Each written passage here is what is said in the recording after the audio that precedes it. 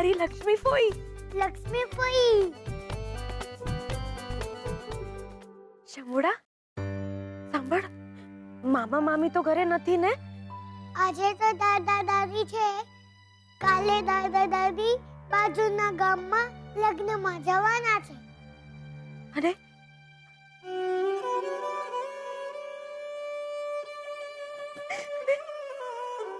અને હીરાબા આખો દિવસ જમતા નથી અને મંદિરે જઈને બેસી રહે છે.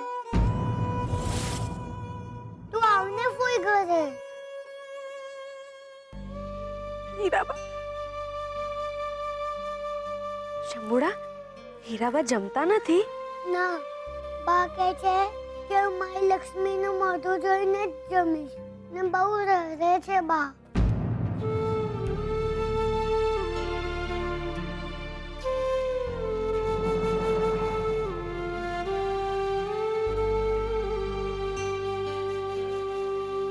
શંભુડા, હેલો ફોઈ ફોઈ.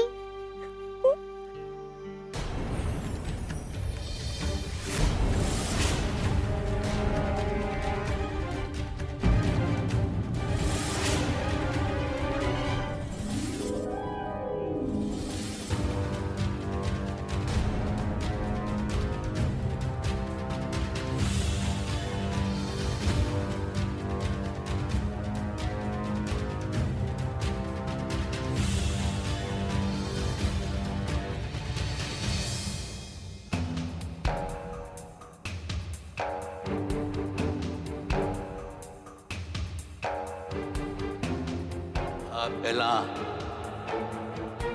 શોધનના લગ્નની વાત કોની સાથે થઈ હતી? જો શોધનની સગાઈ થઈ હોય કે સગાઈની વાત થઈ હોય એવું કઈ? તમારી જાણની બહાર.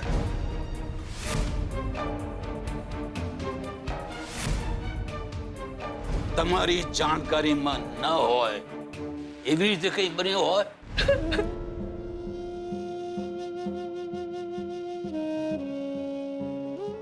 કઈક તો છુપાવી રહ્યો છે. શાસ્ત્રીજી આવા સવાલ શું કામ કર્યા મને?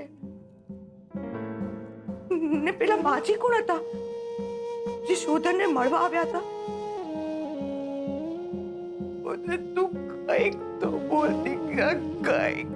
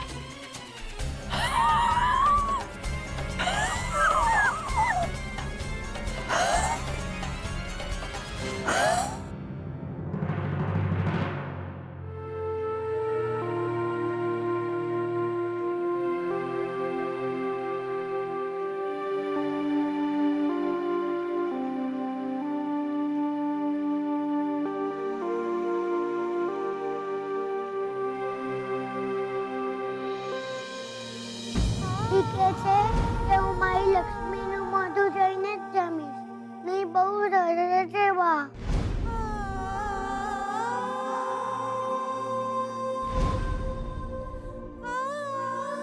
મારા લક્ષ્મીબેન કેમ આમ મોઢું ફૂલાવીને બેઠા છે? ચાલ જમી લે જોઈએ. મામી મને લડ્યા એટલે મારે નથી જમવું. ઓ અચ્છા, એટલે અમારા રાજકુમારી બા નારાજ થઈ ગયા છે.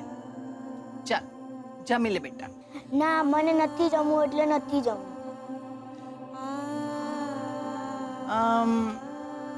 એક સરસ મજાની વાર્તા કહું. એક હતી રાજકુમારી, એટલી સુંદર અસલ મારી લક્ષ્મી જેવી સુંદર. અને રાજા અને રાણીએ શું કર્યું ખબર છે? રાજા અને રાણી તો રાજકુમારીને મહેલની બહાર જ ન જવા દે. એ લોકોને ડર લાગતો હતો કે આટલી સુંદર અમારી રાજકુમારી છે તો પછી એને નજર લાગી જશે તો કોઈની. એટલે રમવા પણ બહાર ન જવા દે.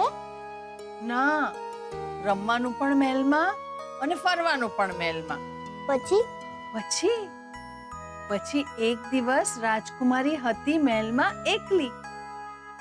એણે ખોલી બારી અને બારીમાંથી બહાર જોઈ અને રાજકુમારી તો રહી ગઈ દંગ. એને શું જોયું ખબર છે? એણે જોયું કે મહેલની બહાર તો મોટો બગીચો હતો. બગીચામાં ફૂલો હતા, ઝાડ હતા, ફૂલ પાન હતા. રાજકુમારીને તો મહેલની બહાર જવાનું મન થઈ ગયું, પણ જાય કેવી રીતે? મહેલની દિવાલો તો કેટલી મોટી મોટી હતી. પછી પછી એક દિવસ એક રાજકુમાર આવ્યો, પાંખોવાળા ઘોડા ઉપર બેસીને ઉડતો ઉડતો. એણે મહેલની બારીમાંથી રાજકુમારીને જોઈ. એને તો રાજકુમારી બહુ ગમી ગઈ. રાજકુમારી એને કહ્યું કે મારે તો મહેલની બહાર જવું છે, મને બહાર લઈ જાઓ. રાજકુમાર તો રાજકુમારીને પાંખોવાળા ઘોડા ઉપર બેસાડી અને ઉડતો ઉડતો મહેલથી દૂર દૂર લઈ ગયો. અને ત્યાં બગીચામાં રાજકુમારી તો રમી, નાના છોકરાઓ સાથે કૂદાકૂદ કરી, ફૂલો જોયા, પતંગિયા જોયા. અને રાજકુમારીને થયું કે મહેલ કરતાં પણ બહાર તો બહુ મજા આવે છે. પછી રાજકુમાર અને રાજકુમારીએ ખાધું, પીધું અને મજા કરી. અને પછી મારી લક્ષ્મીના મોઢામાં ભાવુક પોળી. મજા આવી? ગમી વાર્તા? જો બેટા, રીસાવાનું નહીં, નારાજ નહીં થવાનું, ભૂખ્યા નહીં રહેવાનું. જો તું ભૂખી રહે તો તારા હીરાબાના ગળેથી કોળિયો કેમ ઉતરે? હા, મારી ડાઈ દીકરી.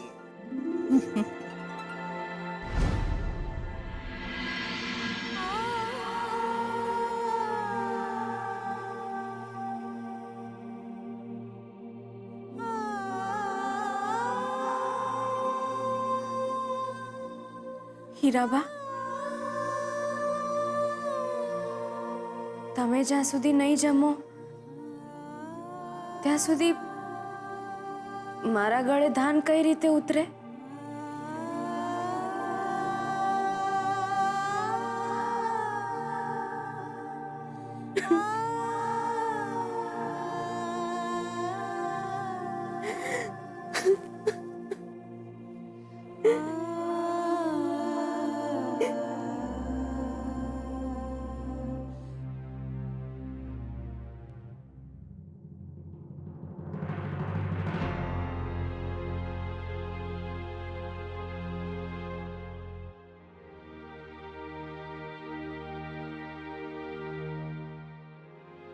શોધન, તને જમવા માટે બોલાવવા આવ્યો હતો. સારો તો ટાઈમસર આવી ગયો. નહીં તો મોમ આવી સ્થિતિમાં જોવાની મારે તને.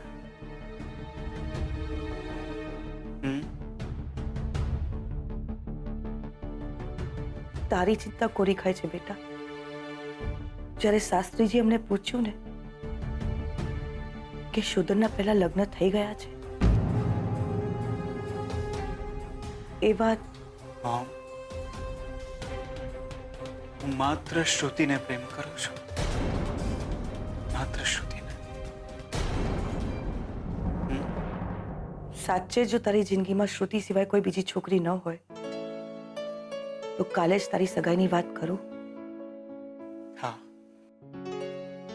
તો પછી કાલે જ શ્રુતિના ઘરે જજે અને એમને કહેજે કે તમે જે સગાઈની તારીખ નક્કી કરશો એ તારીખે જ આપણે સગાઈ કરશું. ઠીક છે. હવે જમવા જઈએ. એક વાત છે નહીં, લક્ષ્મી રસોઈ સરસ બનાવે છે. હજી કાલની જ વાત હતી. આપણે એને ઓળખતા પણ નતા અને આજે શું એટલે આજે કેટલી હળી મળી ગઈ છે નહીં? શ્રુતિ, આપણે એને પગાર ઘરનું કામ કરવાનું, રસોઈ કરવાનું આપીએ છીએ, મળવા માટેનો નહીં. હા પણ મમ્મા જુઓ ને, એના આવ્યા પછી બધું કેટલું બદલાઈ ગયું નહીં? પપ્પાને નવો કોન્ટ્રાક્ટ મળ્યો, કામ ફટાફટ ચાલુ થઈ ગયું, મારી સગાઈ પણ થવાની છે. શી સો લકી નો. લકી નથી, આ છોકરી બહુ પાકી છે. એની જિંદગીમાં કંઈક તો એવું છે જે આપણાથી છુપાવી રહી છે. તને ખબર છે શ્રુતિ, ગઈકાલે મેં એને રસ્તા ઉપર રડતા જોઈ છે. હા મમ્મા, એ તો એની તબિયત ખરાબ હતી તો હું એને બહાર લઈ ગઈ હતી. પણ શ્રુતિ, દરેક વાતમાં લક્ષ્મીનું ઉપરાણું ખેંચવું જરૂરી છે?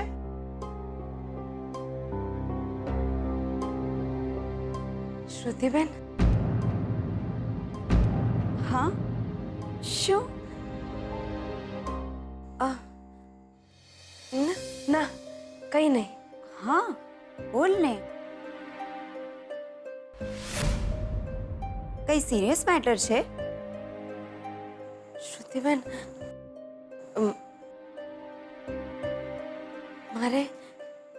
મારે એક દિવસની રજા જોઈતી હતી. ઓ રજા! હજી હમણાં કામ શરૂ કર્યું છે ને અત્યારથી રજા જોઈએ છે?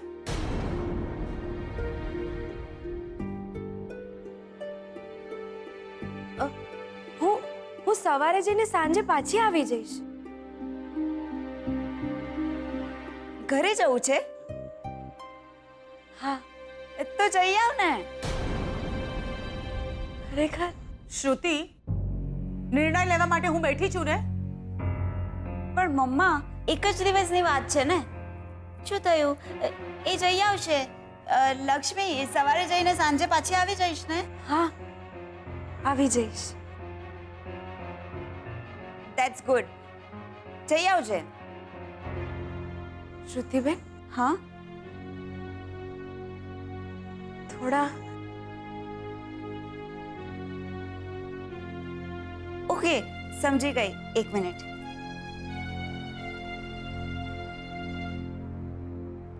આલે, આટલા ચાલશે ને? પેલું અંગ્રેજીમાં કહેવાય ને, થેન્ક યુ. ના ના, થેન્ક યુ ની કઈ જરૂર નથી. એટલે તારા પગારમાંથી કટ થઈ જશે. તારો પગાર આવે ને એટલે કપાઈને આવશે. જા હવે, જા.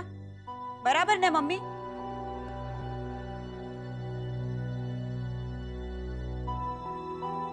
મને પૂછવાની જરૂર ન લાગી તને? પણ મમ્મા, એમાં શું પ્રોબ્લેમ છે? એક જ દિવસની તો વાત છે. છોકરી છે, ફેમિલીથી દૂર રહે છે, એને પણ એના ઘરની યાદ આવે ને. એક દિવસમાં જઈને આવી જશે. શું આ નાની વાતનો મોટો ઇશ્યુ બનાવો છો? આ છોકરી આપણા માટે એક દિવસ બહુ મોટી મુસીબત બની જશે. યાદ રાખજે તું. જેમ કે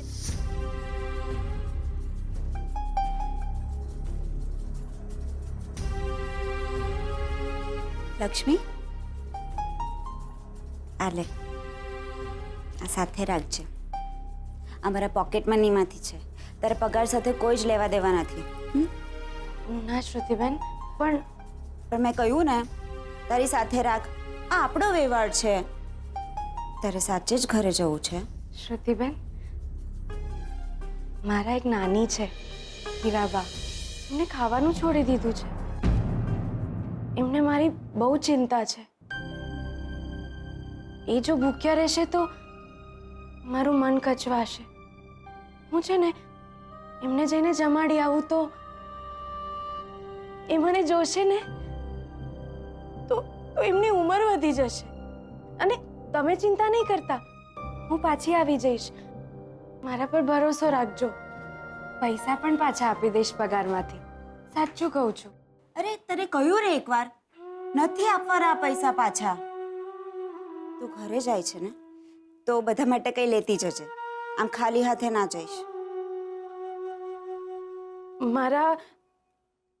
મારા સગા મામા મામીનું ઘર છે, પણ પણ બહુ ઓછા લોકોને મારી માયા છે, જેમ કે છબીલ, હીરાબા, શંભુ.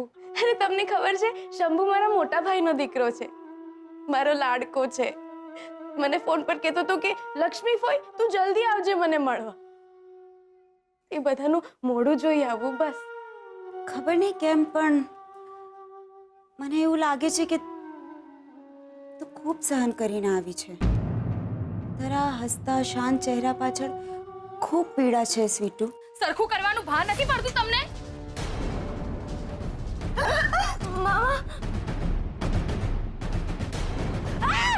આને સાકળ પહેરાવો.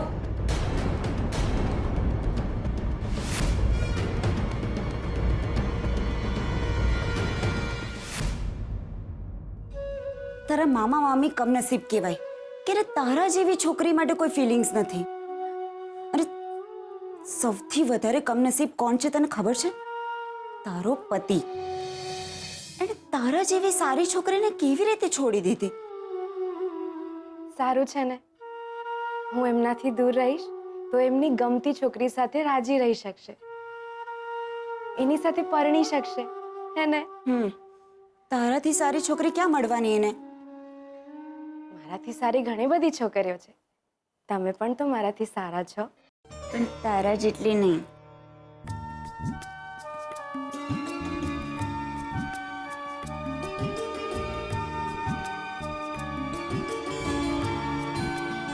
સાચવીને જજે અને જલ્દી પાછી આવજે. રસ્તામાં કંઈ ખાઈ લેજે. હા શ્રુતિબેન, હું છે ને, હું નસીબમાં નથી માનતી, પણ ખબર નહીં કેમ એવું લાગે છે કે આપણે બે વચ્ચે કંઈક તો છે. સગી બહેનોમાં આટલી માયા નથી હોતી, જ્યારે હું તો નોકર. બેન પણ કહે છે ને પોતાને નોકર પણ માને છે. બધું પણ હા, તારી એ વાત સાચી, આપણા બે વચ્ચે કંઈક તો છે.